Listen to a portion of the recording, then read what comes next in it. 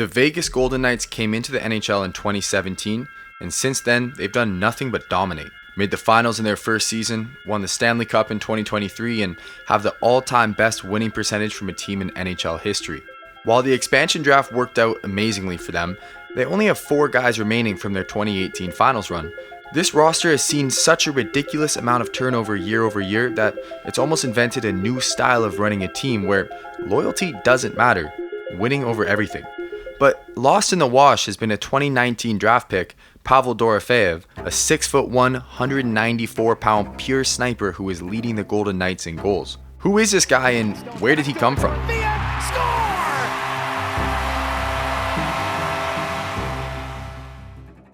To understand how Vegas got him, we kind of need to go over the pre-draft hype that he had. Ranked 16th overall by J.D. Burke at Elite Prospects and ranked 37th overall by the Hockey News, you could expect him to be, late first, early second round pick. But between not making the U20 World Juniors team and NHL scouts not really being able to see his skill set, I think it led to some miscommunication on who this guy really is. They saw a skilled Russian forward who isn't that fast or that big, and they assumed that his hands would be his biggest trait, but what they missed was how quickly he could actually release a puck and how good he was at getting into open ice. He slid all the way back to the 3rd round where Vegas grabbed him at 79th overall. This is a kind of bet a contending team should make. Well, 6 years later, and that bet is paying off because Dorofeyev has one of the best shots in hockey, and he fits like a glove in Vegas' slower rush-based system while holding a role on the 2nd best power play in the NHL. It's impossible to talk about this guy without mentioning his shot, something which has become truly elite in the NHL. He's first on Vegas in shots this season, 6th in the NHL in shots per 60. There's actually no one in the Western Conference playoffs who shoots at a higher rate than him. His elite wrist shot is a major piece of the puzzle, but a shot in the NHL is only really effective if it has enough time and space to get off, and that's where I really think Dorofeyev excels. I'm calling him a float and fire player, where he floats in the background until he gets the puck and it's bang, into the net. Name is still under the works, so please don't make fun of me in the comments for calling him a float and fire player.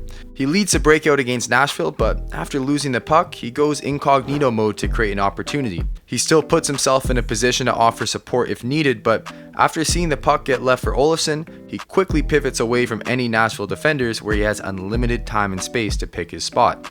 Float, fire. It's kind of catchy, right? It's this style of finding tiny pockets of ice I appreciate so much about his game. The last time a Pavel D came into the NHL, he was pretty smart, and Dorofeyev is holding up his end of the bargain. Pavel is excellent in the rush system that Vegas has been using, methodical and downhill. He's the last to enter the zone against Colorado, but that works to his advantage as he finds a pocket behind Rantanen. His speed is too hard for a stationary defender to track, and his patience gets him into a perfect position to snipe it. This is part of what I mean with the Vegas system being perfect for him though. I'll touch on it more in a second. I don't think Dorofeyev is necessarily a good playmaker, but the other guys in Vegas are giving him space to shoot by knowing when to pinch. It's taking defenders out of the play, and it's giving the sniper extra time and space to snipe.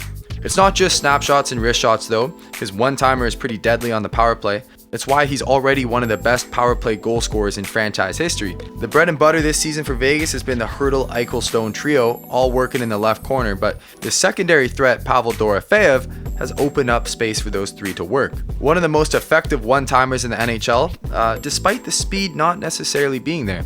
Like we learned from Leon Draisaitl, a one-timer that's well placed is impossible to stop if it's 100 miles an hour or 85 miles an hour. The strength of Dorofeyev is really in how he's able to get open on the power play for that shot though. He's never stationary, and he tracks a play from the opposite side of the ice. It's part of the modern power play that Vegas has been using. The near stationary Stone and Hurdle require movement from Dorofeyev and Eichel to get new looks. Dorofeyev is great at timing his routes and finding open ice, which is a big reason why he works so well in Vegas' system. Over the last 5 seasons, Vegas has slowly become more and more of a rush team. Back in 2020, they got almost eliminated from Vancouver due to their system of point shots. 2025, however, the team is not even close to being as good on the forecheck as they were back then. Against Dallas in the playoffs last season, it went 7 games. Ultimately, Dallas got Game 7, and it was a really close series, but in the games that Vegas won, they actually tended to have fewer rush opportunities than shots off the cycle. The games that they lost, they tended to shoot more off the rush than off the cycle. I think that they prefer a grit and grind forechecking system, but they found it easier to work in a rush system if that's what's being given to them in this Western Conference, so they doubled down on it this year. It's kind of a theory. I don't truly know what's going on inside the head of the Vegas front office right now, but they're third in the NHL in controlled zone entry percentage behind Utah and Colorado, despite being one of the slowest teams in the league. Their tactics kind of speak for themselves. Their use of strong side entry and having defenders join in on the rush has been useful, but it wouldn't be possible without a winger who is excellent at finding space in the open ice on the weak side. That's what Pavel Dorofeyev is on his line, the strawberry on top that puts it all together. Vegas' mantra has been to flood the strong side during zone entries. Dorofeyev likes to go to the weak side and hide behind the play. A mandatory role in the zone entry to space out the defenders who want to limit his time and space if the pass gets through. Hurdle and Saad will be heavy on the forecheck, his two line mates, whereas Dorofeyev will camp out in open space waiting for a pass as a F3. While the standard is to move the puck around and find a good look, Dorofeyev likes to let it rip. And I mean, he really does let it rip from everywhere. He's oftentimes looking for a rebound in front from a bigger Hurdle or Saad. I think his playmaking is in an interesting position though.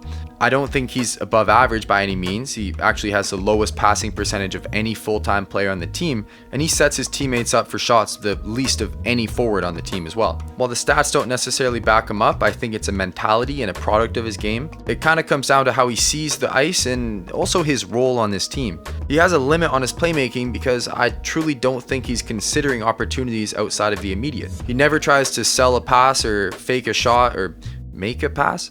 He's young though, there's opportunity for him to develop this trait and get even better at scoring, but for now, I really don't think it's in his bag. The one place I will say I like his playmaking though is behind the net. He's actually pretty good with these quick passes and these quick reads. If he can't take a reasonably effective shot, which, I mean, for him, the bar is actually super low, but if the shot just isn't going to work for him, he is okay at finding the open man. I also like his one-touch passes. It shows his offensive instinct and how he kind of sees the game, which is part of why I think the playmaking could improve. That being said, yeah, he's the worst playmaker on the team by a lot of metrics, and it's why he only has 17 assists this season. Damn. Another spot I think Dorofeyev could improve is just physically, across the board. He isn't the fastest player, he's not necessarily an exceptional skater, he doesn't really hit anyone, and all of that makes him a bit of an outlier in the Vegas system. He's gotten quite good at using his stick in the defensive zone. The Athletic actually ranks him as one of the best defensive forwards on the team, but it's coming from the wing on a team that's been unreal all year.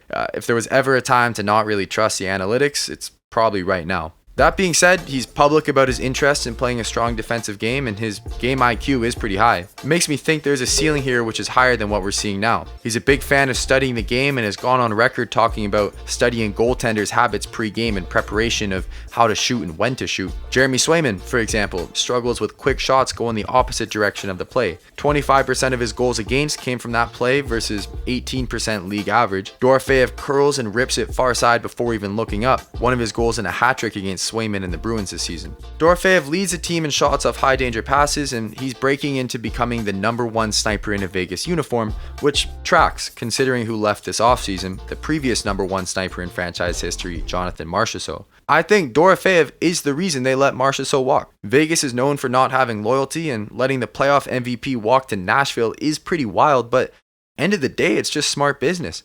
Look at how Tampa and Vegas are near the top of the standings by prioritizing finding better players over loyalty. Hey, when it works, it's awesome, right?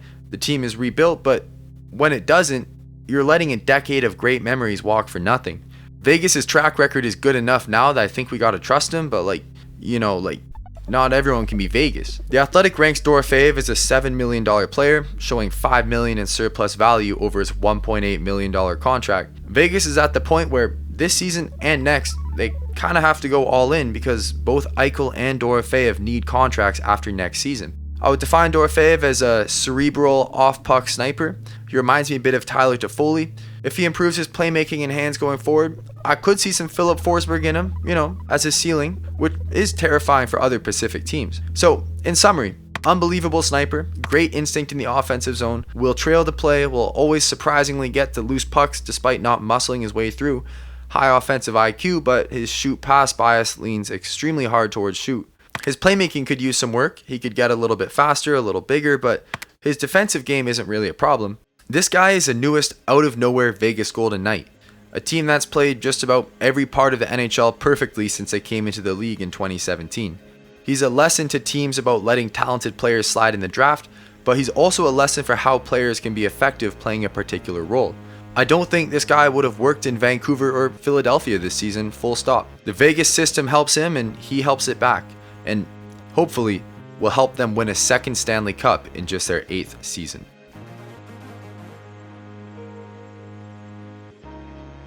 If you enjoyed this video, please subscribe. I'm really hoping to kick things off right for the playoffs, making as much content as possible. I really don't think we're getting 4 million subscribers anytime soon, guys. I just had to get that off my chest. I'm actually really nervous about that. If you guys are interested in any player or topic, please let me know. Thank you so much for watching. Buy a Pavel Dorofeyev jersey, please, and thank you. Bye-bye.